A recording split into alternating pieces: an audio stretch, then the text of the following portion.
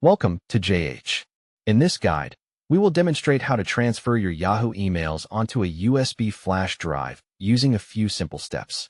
This process is perfect for creating backups of vital messages or accessing them on different devices without needing an internet connection. To begin, launch your web browser and navigate to the Yahoo Mail sign-in page. This portal allows you to reach your messages from any location. Once the login screen appears, input your Yahoo email address carefully to prevent any errors. Press the Next button to move forward to the password prompt. Here, provide your account password accurately to ensure successful access. If you don't have extra security steps enabled, hitting Next will take you directly into your inbox. Now that you have accessed your account, look through your messages and pick the specific email you wish to store. This could be a message with an attachment or any important correspondence you want to keep safe. After opening the desired email, locate the printer icon at the top of the interface and click it.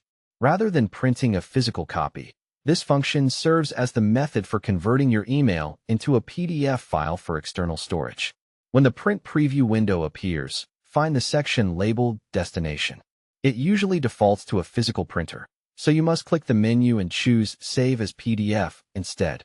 Once that is selected, click the Save button within that window. A new File Explorer box will appear, asking for a storage location. At this point, ensure your USB drive is connected to your computer. Browse through your local drives and select the flash drive as the destination for the file.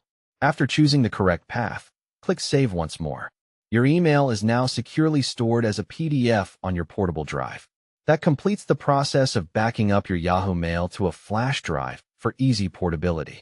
If you found these instructions useful, be sure to check out our other guides for more digital tips. Thank you for watching, and we look forward to seeing you in our next tutorial.